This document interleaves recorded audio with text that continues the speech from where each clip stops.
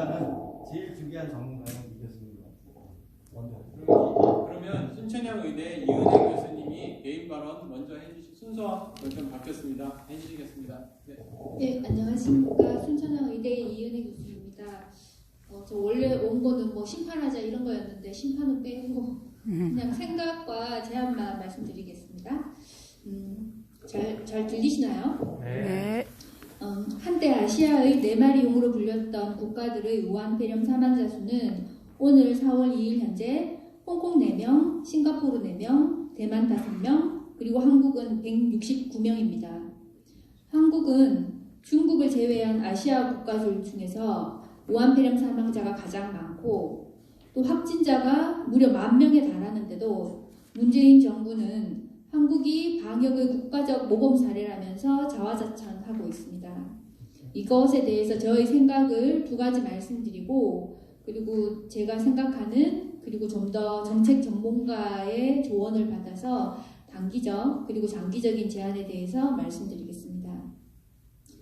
먼저 문재인 정부는 전문가를 무시하고 중국 전역에 대한 입국을 차단하지 않아 방역에 실패한 것입니다. 조금 더 설명을 드리면 지금은 이제 초등학생도 다 알 것 같은데요. 해외에서 유입된 감염병에 대한 방역 관리의 기본은 바로 해외 유입 차단입니다.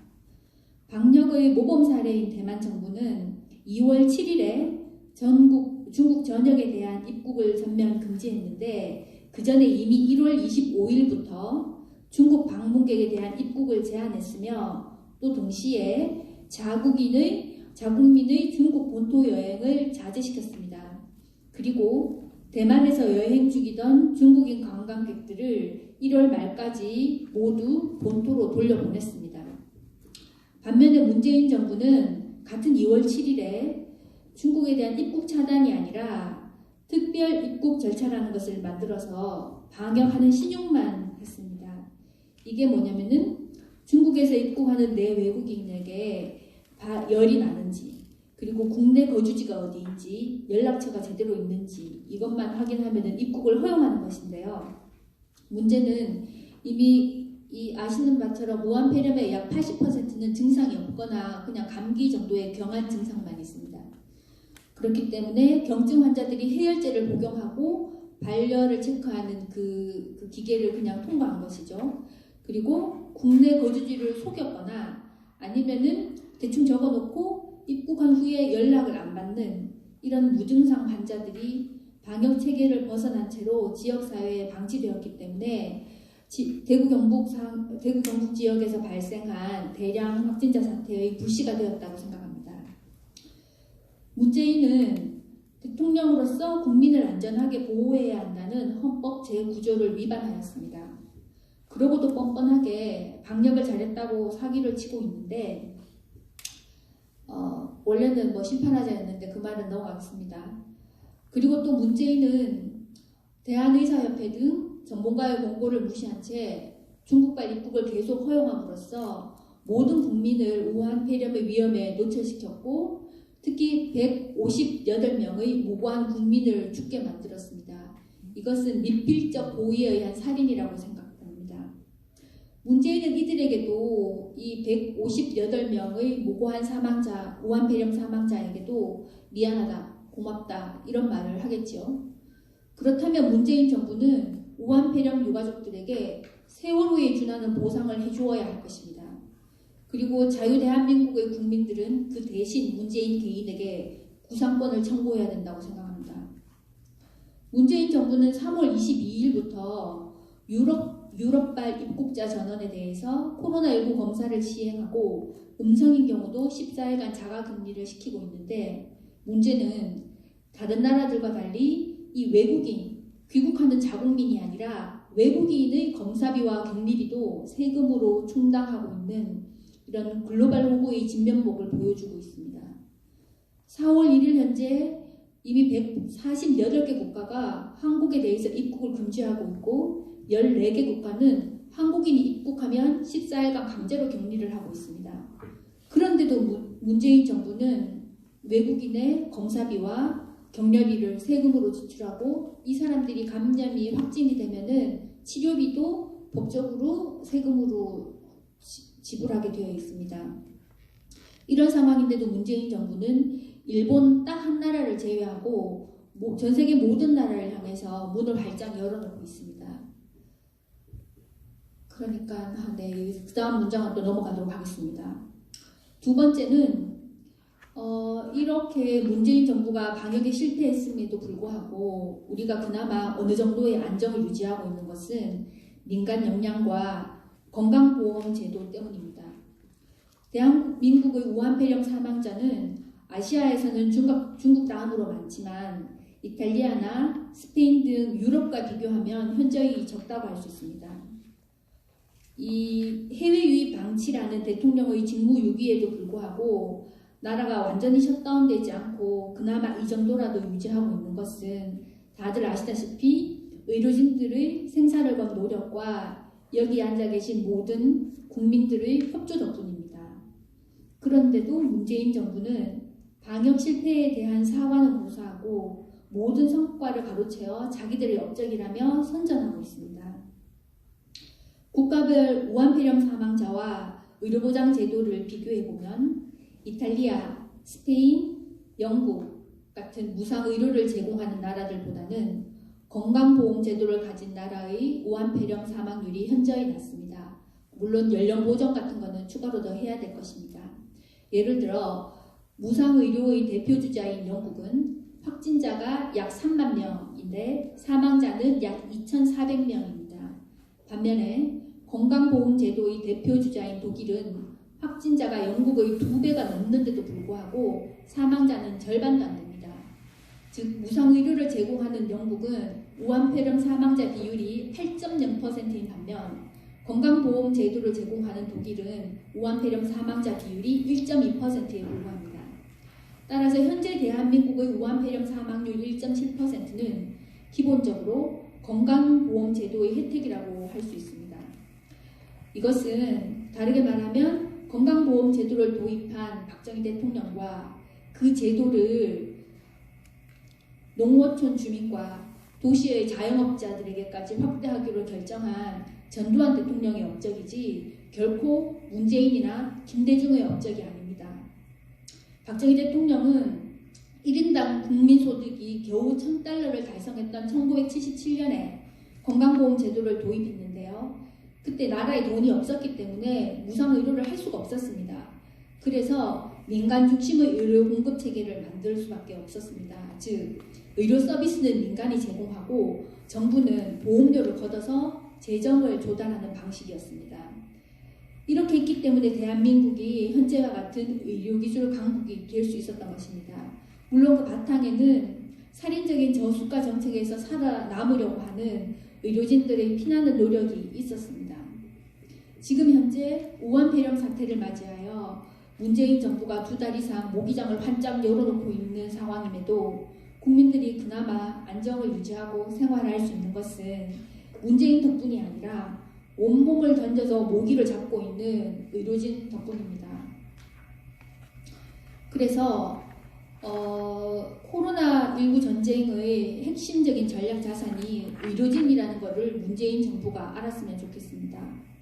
대구 경북 지역에서 14명의 의사와 56명의 간호사가 신천지 신도가 아님에도 불구하고 우한폐렴에 감염이 되었습니다. 이것은 지역사회 감염보다는 진료 과정에서 감염되었을 가능성이 훨씬 더 높다고 생각이 됩니다. 이미 이탈리아에서는 6,000명 이상의 의료진이 감염되었고 45명의 의료진이 사망하였습니다. 그리고 스페인에서는 5,400명 이상의 의료진이 감염되었고 30명이 사망하였습니다. 이탈리아와 스페인은 무상의료를 공급하는 나라인데요. 이처럼 의료진의 대량 감염과 무상의료 제도의 단점인 의료시설 및 장비의 부족으로 인해 의료체계가 붕괴되었고 사망자가 폭증하고 있는 것입니다. 다행히 대한민국에서는 아직 의료인 사망자는 발생하지 않았습니다만 전국의 모든 의료진은 2달 이상 지속된 코로나19 사태로 인해 피로가 누적된 상태이고 방호복도 충분하지 않아 감염의 위험에 노출되어 있습니다. 만약 의료진 한 명이 자가격리가 되거나 확진 판정을 받으면 최소한 수백 명의 환자를 돌볼 수 없게 됩니다. 코로나19 사태가 장기화되고 방호복 등 방역 물품이 부족하기 때문에 우리나라도 앞으로 의료진 감염이 더욱 증가할 것으로 예상이 됩니다. 그러면 불행하게 우한폐렴에 감염되는 의료진도 발생할 수 있습니다. 그렇게 되면은 대한민국의 의료 체계가 붕괴될 수 있고 우한폐렴 환자들뿐만 아니라 입원하고 있는 수많은 중증 환자들도 제대로 치료받지 못하는 비극적인 사태가 발생할 수 있는데 의사의 한 명으로서 저는 이런 사태가 생길까봐 너무나 두렵습니다. 지금은 중증 환자를 진료하고 있는 상급 종합병원에도 마스크가 없습니다. 오늘 우리 원장님이 마스크 아껴 쓰라고 단톡방에도 올리시고 전 직원에게 이메일을 뿌리셨어요. 벌써 이게 일주일만 3번째입니다. 마스크가 부족합니다. 레벨기 방호복은 더 부족합니다. 간호사들은 방호복을 아껴야 되기 때문에 8시간 근무인데 방호복이 하나밖에 없어서 화장실을 못 가고 8시간 동안 하나의 방호복으로 환자들을 보고 있습니다. 그러니까 제발 문재인 정부는 의료진이 코로나19 전쟁의 핵심적인 전략 자산이라는 것을 좀 인정을 하고 마스크와 방호복 등의 자산을 최우선적으로 공급을 해주어야 됩니다. 국민들을 위해서. 그리고 의료기관에 대해 손해배상이나 형사처벌론을 하면서 의료진을 사기를 저하시킨 것에 대해서 대한의사협회에 공식적으로 사과하기 바랍니다. 그리고 보건복지부 장관인 박능우를 경질해야 됩니다. 장기적으로 신종 감염병에 적절하게 대응하기 위해서 보건부를 독립할 필요가 있습니다. 보건복지부는 보건 업무와 복지 업무를 감당하고 있는데 지금 보건 분야보다 복지 분야에 사람도 더 많고 예산도 더 많이 배정되어 있습니다. 발표된 자료는 2014년에 발표됐는데요. 복지 분야의 공무원 수는 2002년 21%이던 것이 2014년에는 45%로 증가하였습니다. 그리고 복지 분야의 예산은 2007년 54%였는데 2015년에는 73%로 증가하였습니다. 그러면 지금 5년이 지난 지금은 복지 분야의 비중은 훨씬 더 커졌을 것입니다. 사정이 이렇다 보니 보건복지부는 사실은 복지부로 변질되었고 보건 분야에는 사람도 없고 예산도 없습니다. 보건복지부 장관의 전공 분야에 따른 신종 감염병의 대응 결과를 살펴보면 2003년 사스 때는 장관이 보건 전문가였고 그 당시에는 방역에 성공했습니다. 2009년 신종 플루 때는 장관이 정치인이었는데 해외 유입 방지에는 실패했지만 확산 억제는 일정 수준의 효과를 거두었습니다. 반면에 2015년 메르스 때는 장관이 복지 전문가였는데 미흡한 초기 대응과 부적절한 지휘로 인해서 해외 유입과 확산 억제 모두에 실패하였습니다. 그 결과 낙타를 동물에서만 볼 수 있는 중동 이외의 국가 중에서 대한민국이 가장 많은 사망자가 발생하는 비극적인 일이 있었습니다. 현재 진행 중인 우한폐렴 사태에서 보건복지부 장관은 역시 복지 전문가입니다. 보건행정의 수장인 보건복지부 장관은 보건 전문가와 대한의사협회 등 현장 전문가의 의견을 계속 무시하면서 해외 유입을 방치하고 확산 억제에 결과적으로는 실패하고 있습니다. 그렇기 때문에 중국을 제외한 아시아 국가 중에서 가장 많은 사망자가 발생할 수밖에 없었던 것입니다. 이걸 잘했다고 자화자찬할 것이 아니라 OECD 국가 중에 우리나라처럼 보건과 복지를 같이 수행하는 정부 조직을 가진 경우는 32%에 불과합니다. 그런데 사회의 발전과 함께 복지 분야도 중요합니다. 그렇기 때문에 국가적인 질병관리 역량의 강화와 의료체계의 개혁을 위해서는 보건복지부를 보건부와 복지부로 분리시켜야 됩니다. 즉 이미 지금 현재의 보건복지부는 사실은 복지부이기 때문에 보건부를 신설해야 된다는 말이나 마찬가지입니다. 이것은 저는 공무원이 아닙니다. 이것은 공무원의 밥그릇 싸움이 아니라 국민의 건강과 생명이 달린 문제입니다. 또한 여러분들이 잘 모르시는 것 중에 보건소 문제가 있는데요. 지금 보건소는 공중보건을 하는 게 아니라 진료행위를 하고 있습니다. 그렇기 때문에 보건소의 진료 기능을 없애고 본연의 목적인 공중보건에 전념하도록 만들어야 합니다. 이를 통하여 지자체들은 신종 감염병이 발생했을 때 각 지역에서 활동할 수 있는 방역 요원을 확보할 수 있을 것입니다. 지금은 역학조사위원회 질병관리본부밖에 없습니다. 그리고 또 일부 학자들이 지금 우한폐렴 사태 같은 이런 현상을 보면서 공공의료 확대 운운하면서 감염병 전문병원을 신설하라고 주장하고 있는데 이것은 공공의료가 무엇인지 모르는 자들의 헛소리입니다. 여러분들이 똑바로 아셔야 됩니다. 우리가 지금 가지고 있는 국민건강보험제도 이것 자체가 공공의료입니다. 공공의료가 따로 있는 것이 아닙니다. 확실하게 아시기 바랍니다. 또한 아무튼 국민건강보험 자체가 공공의료라는 것을 기억하시기 바랍니다. 또한 우한폐렴 확진자가 대량 발생한 대구 경북 지역에서 사망자를 감소시키기 위해 사투를 벌이고 있는 기관은 소위 말하는 공공기관이 아니라 일개 사립대학병원입니다. 그 사립대학병원이 건물 하나를 다 비우고 그리고 대한중환자의학회가 거기에 파견을 나가서 사망자가 발생하지 않도록 사투를 벌이고 있고 정부는 지금 아무것도 안 하고 있습니다. 거기에 방호복지도 제대로 보내주지 않고 있습니다. 그러므로 효율적으로 운영을 하려면 감염병 전문병원 이딴 거를 만드는 게 아닙니다. 이미 전국에는 상급종합병원을 비롯해서 주요 의료기관이 많이 있습니다. 여기에 충분한 숫자의 음압병상을 만들고 유지할 수 있도록 정부가 지원을 해야 되는 것이지 감염병 전문 병원 어떤 거를 이렇게 하나 만들어 놓는다고 해서 이러한 우한폐렴 사태를 막을 수가 없습니다. 정부는 예산을 좀 더 효율적이고 효과적으로 집행하는 데 관심을 기울여야 할 것입니다. 마무리하겠습니다. 문재인 정부는 전문가 의견을 무시하고 중국 전역에 대한 입국을 차단하지 않아 방역에 실패했습니다. 이것은 명백한 사실입니다.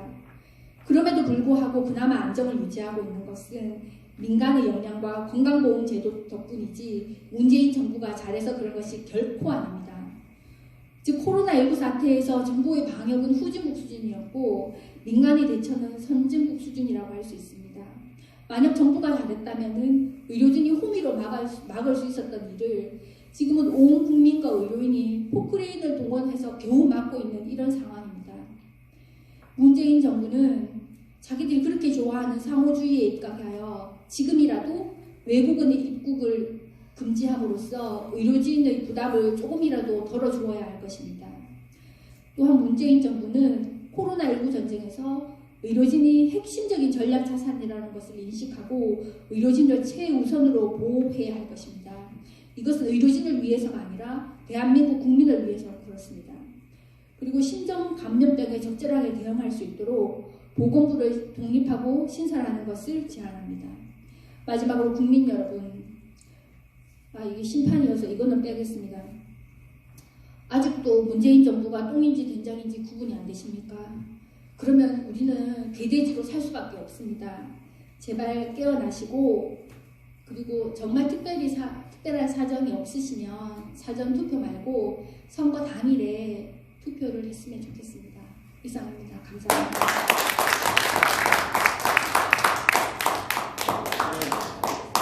이은혜 교수님 정말 감사합니다.